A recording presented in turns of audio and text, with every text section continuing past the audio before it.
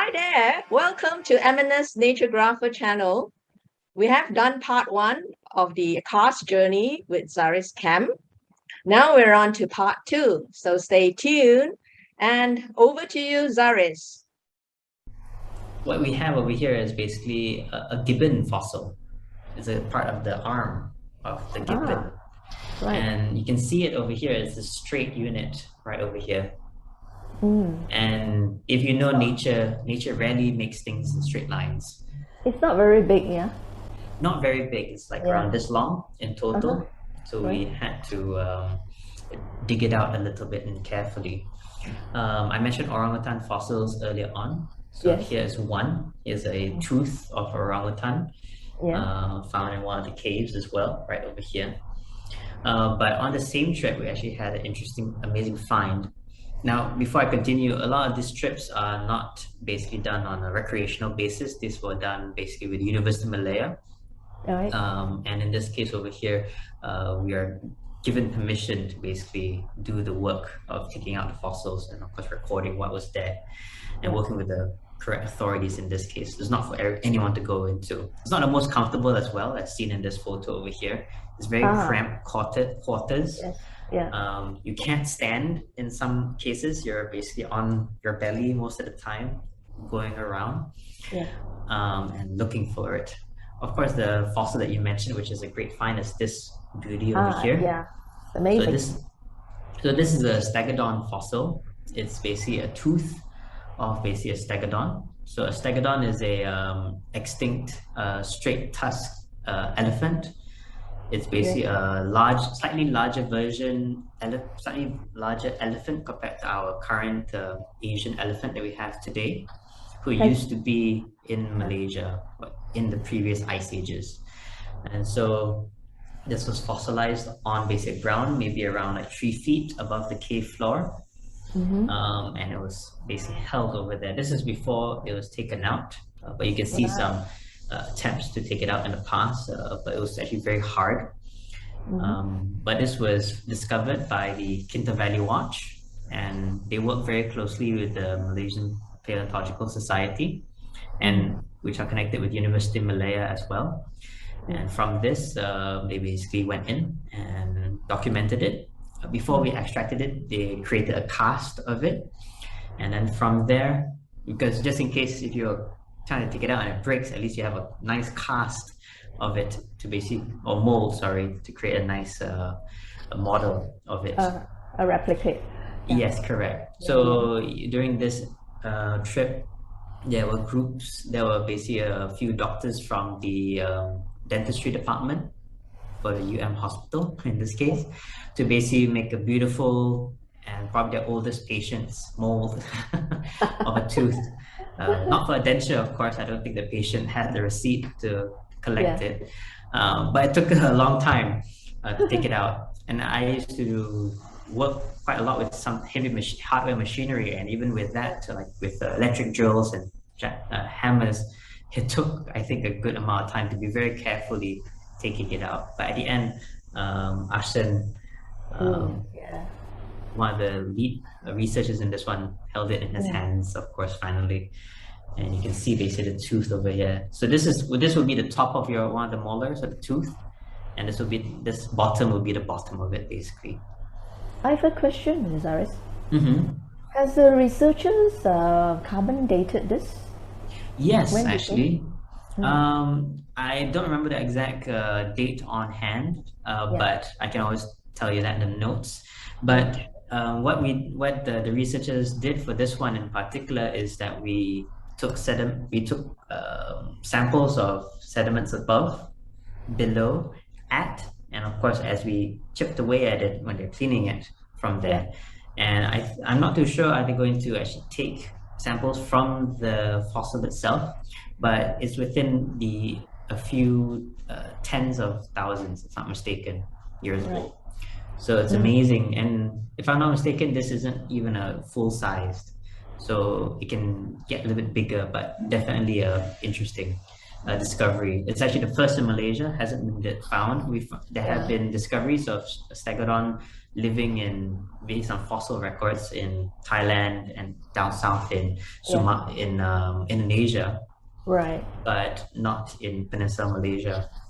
So there's a lot of paleontological work to be done to understand what used to live over here in the past, in the previous ice ages. Fantastic find, yeah. I was very fortunate to be invited for it. What is your latest project that you're working on?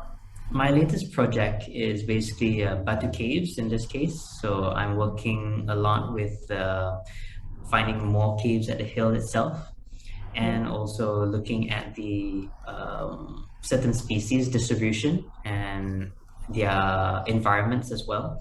So I have just applied for a few grants to basically do work at the hill to understand the environments certain species live in, and from there it can help in its red listing into the IUCN red list for it to become a protected species, for example.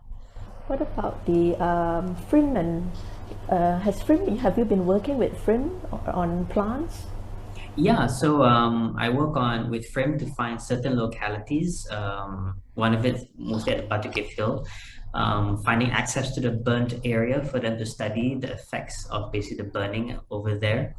And we also work with them to actually find certain areas to find swamps, which are supposedly at the hill, but not been recorded. A lot of descriptions of plants at these limestone hills are not the best. They don't really describe the surrounding area or where is it located exactly.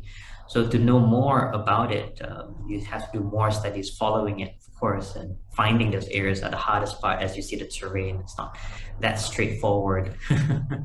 But I work with basically FRIM, especially with Dr. Ruth Q. She does a lot of work with limestone. So in order to find these areas and access to those areas as well, because you wouldn't want something too extreme to bring basically a group of researchers up. Wouldn't want them to get proofed halfway there. So finding a good, suitable and sustainable trail as well to responsibly manage, that's one work that I'm doing right now. Zarris, what's your favorite cave, so to say? I think my favorite caves were the caves that I went to in my youth in Perlis. Sadly, I didn't do much in-cave photography then, so I don't have any good photos of it. And I haven't gone back to them since, but it made a real impact to me in the past as well. And most of those caves are very challenging mentally because they're cold. The water over there hasn't seen the light of day since it was rain. And there's a lot of swimming involved. So you're cold in the dark with dark water, and you're there normally for like 12 hours or 10 hours or so in and out. So it's a mentally challenging area, but I'm sure there's more to appreciate over time if you go in there as I get older, of course. In terms of a location, can you just describe where is the cave located in Perlis? Okay, so the caves would be located in the Nakawan range, for example. This will basically be a large range from the Thai border all the way to Kanga. It's a longest range of limestone in Peninsula Malaysia in this case. And it's an area which is very interesting. It's the only place in Malaysia where you had actually tin mining conducted in the caves. I can show you some photos. Okay, so this is a cave which has been developed already. This is Gua Kelam 2. For example. So the caves over here, as you can see, they actually arranged the stones nicely on this part. And this is actually a door frame over here. There. All right. Yep. And they used to mine tin out of the caves in this case. So what has happened is that as they mined through, they arranged, of course, move the rocks around, and they find this cassiterite ores or tin ores, and they brought it out basically. And while you have a door over here, you probably are wondering, is because there's a separation of one concession to another concession. Oh, I see. So sometimes one concession will masuk one lubang, the other concession masuk another lubang. They'll dig, following a natural cave passage, which was there already. And then as they dig up more sediment, they actually join, they meet, and of course there'll be a conflict. So then you have to get the land surveyor to come in and survey in the cave and above the hill, and of course draw a boundary and of course they have certain doors put in place over there. Some of the caves, this is a very early photo, so excludes its grainy nature. Right. I was in my teenage years, so for those early digital photographers, you know how hard grain is. It is. But over here is a blasted passage where water flows down, in this case over here. So sometimes diversions above an area are created basically by these tin miners in the past and previous. So here's the wet and carbide, and I'm using right over here. So this is quite a while ago. So how long would it last, this carbide? Carbide 4 hours, I think one area for a good flame. You can see another good photo over here. There you go. Yeah. So carbide is very nice. It gives you this nice yellow tinge, which is very good for your eyes in the dark. It doesn't strain it so much. Oh, talking about equipment, Zarris, can you share with us what is your gear like when you go caving? What sort of equipment would you carry with you? I carry mostly, of course, you need a helmet.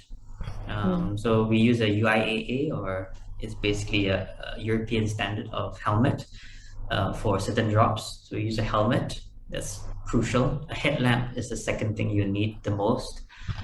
If you go into a cave, use a good headlamp. Don't buy those cheapo headlamps. The difference is that one is a regulated headlamp, so it will go through the battery evenly. If this was a graph, it will go like that, not like curving. So it'll be just nice, and then it dips. So you can, so if you remember how long your batteries last, 6 hours, you know, okay, 6 hours, it's gonna die soon, then you just change. It'll go into a low mode and then you can change your battery. So those are safe, because if you are put into a situation where you need a battery to last long, you know it will basically maintain that voltage to the LED for a certain amount of time.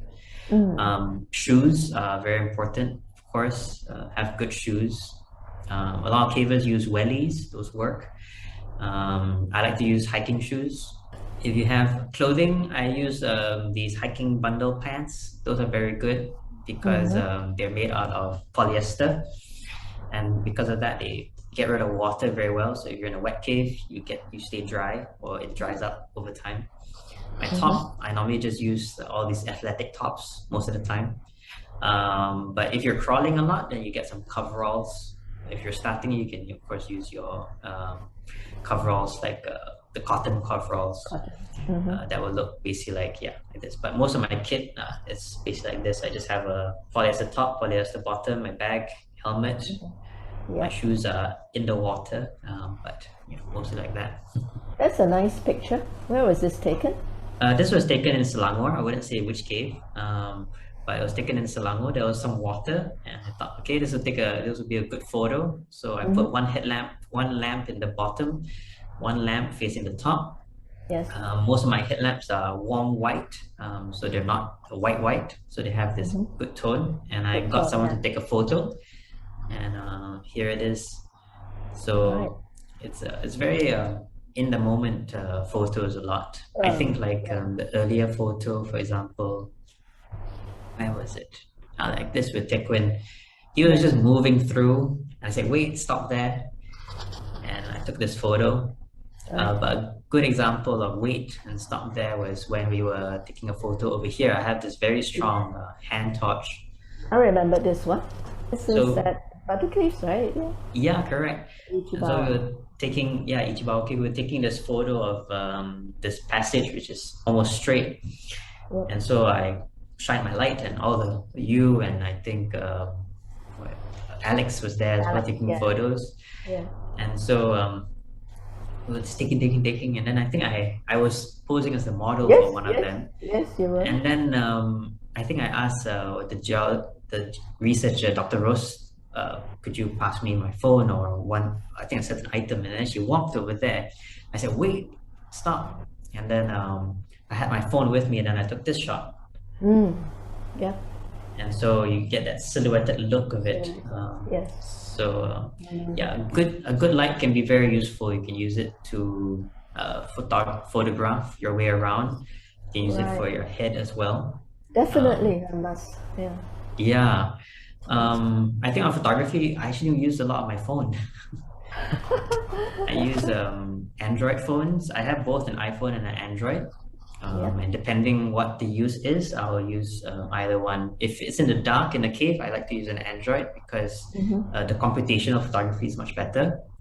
If it's outside, I use my iPhone because it's very fast. But I'm a Fuji user, I think just like yourself as well. I use the X Pro series. I think I use the X Pro 1 these days. It's nothing much, but it's good enough. I get like a 20 megapixel file on the photography side and a tripod. There's of course the argument between cave photographers of using constant light versus flash. It has its pros and cons. I think flash is very flexible. You can use it all around. Constant light is always good for close-up shots, I think, or static shots. I think one example would be like this over here, or even like this. It's easier to compose. Sorry. What do you call that, Zarris? All right, so these are cave straws, and if they were to break off, for example, they would actually be hollow inside, like a straw. So they start off because the ceiling, you have these droplets. As the rock is porous, as I mentioned earlier, it comes out through little pores on top. And as the water suspends over there, the water is actually very rich in minerals. And you know it's very rich because when it drops on your hand, and if it dries, your hand feels sticky. A good example is like when you're drinking your syrup, you know, and some of it spills on your hand and it dries up, sticky. It's because you have sugar.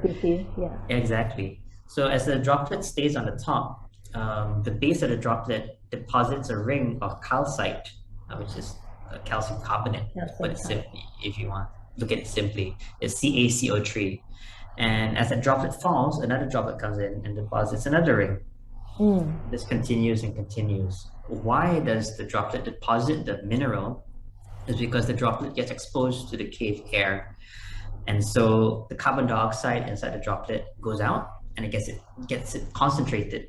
So it deposits basically the calcite crystals over there. And calcified. So as it drops and it continues and it grows to basically create a straw like this. Some of them are bent like this over here. And that can be because of wind as well. Some formations are saying it because the winds are so strong. That has happened before. So through the test of time, these straws will be getting bigger and bigger and sure, they can become stalactites like you see over here, and they can be stalagmites like down over here, and of course this is one area. It's not that small actually, it's quite big, but I just exposed to here, so it just looks dark. I think that's the advantage of cave photography. If you want to let it disappear, just exposed to your light. So silhouetted shots are very popular. Of course, the caves are large. So you can get large photos like this, or if without a person scale, it can look like this over here. So it's multi-leveled. So this is one entrance. This will be another entrance. But this is with a tripod and time, with a better camera. So photography can be done. This is at the dark cave, yes? No, this is at Batu Cave in Gua Belah. Oh, Gua Belah. Yeah, it's a bit bigger, but it's a very tricky cave to shoot in because you have dark and light on one side. So you can use, you can do post photography, you can do post processing where you have a graduated filter. And then you can darken one area, lighten one area. I remember the light was coming in very strong on the top left-hand corner. Oh, okay. Well, yes. Well, that one is with the dark cave, like this one.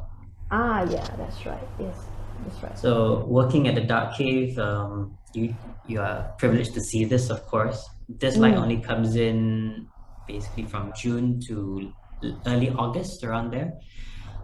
Its strongest will be around late or second or last week of July. That'll be the best time. It's because of the sun's alignment to this area. It's just perfect, and so it comes in just nicely. Between 1 o'clock, 1:50 to 1:20. Those are the average times for it to happen. Mm-hmm. And then after that, it's just you see the little bit of light, but it's not as spectacular as this. The scene is much brighter, but because of how you expose the photo, it comes out like this. This is also shot on a phone. I think there's a photography saying the best camera is the one you have with you. And most of the time, I don't carry my camera out sometimes, and things like this happen. It's a little bit of luck and a little bit of timing as well. I think a lot of photographers who are landscape photographers would know it's a lot about waiting and understanding a scene. Coming from Malaysia Nature Society, yeah? And of course our emphasis is on conservation and preservation. So would you have something to share about how would you like to see happen in the future, or even from now onwards, that what can the authorities do to help preserve and conserve these heritage areas of limestone karst? I think like it has to go on a few fronts. So I think the rakyat or the people need to be more participative in things. It's good that people are being more aware about issues and voicing out their views, but some action has to be taken as well in some way. And I think that's where supporting NGOs and CSOs like Malaysian Nature Society, and of course being a member, participating as well. I think the Malaysian Nature Society has the Songo branch cave group. There's MCKC, Malaysian Cave and Karst Society as well. And there's other groups as well out there which are basically out there to change the government's mind and also to educate people about these areas which are in threat. So there needs to be more participation into it and interest. If there's not a lot of interest into it, they don't see how is it going to be done and why should we, and solutions on that point. I think on the government's point of view, the hills, it's very easy, you don't blow them up. I think like they're permanently scarred, just like the photo that you have taken behind you on your background. Oh yes, yeah, that's the eastern wall. It's an old quarry, I think, right? Old quarry, yeah. Yeah, so it's permanent. You can't fix it, and sometimes plants can be gone forever if you just quarry an area. And so the solution is basically to go subsurface, where you go basically underground, and doesn't mean where you tunnel underground fully. This can be various ways, where it can be like an open karst, like Sungai Besi a long time ago, but with limestone, for example. The other is to take advantage of existing land where subsurface limestone is exposed already, like what you find in Kinta Valley, and even in the Klang Valley as well. A good example is areas like Sunway before it was turned into a lagoon. You basically have all the rock over there, and you can basically quarry that. You also have all these ex-tin mining sites all around the Kinta Valley, for example, where you can still quarry and take advantage of the resources there. There's a lot of silica as well, which can be used for other things like optics as well. So there's always other ways of income to go into it. I think has to be also a long-term plan, a lot of these changes. The other is on the part of tourism. If you think about it, if you were to have, now there's a high dependency on high volume tourism, and that's a very bad thing for caves because you impact it a lot. It's like being in a small room without any fan, with everything closed. You'll get hot very quickly because there's no circulation. So that happens in caves a lot. And so it's not good to bring so many people because we radiate heat. Our skin, our hair, and microplastics from our clothes even can change things a lot. And of course, our curious nature of touching and playing around with things with caves, you can destroy it as well. So we have to go into looking into ways to have much more well-managed and impactful tourism attractions to an area. And in long term, get more people into it and into conservation, and have that in mind as ethos. And as they do tourism, it can be a good way to benefit the local communities in that area, to make an income, and of course preserving it. And in the long run, you'll probably make as much money as the quarry or more for hundreds or tens of years or decades in that case.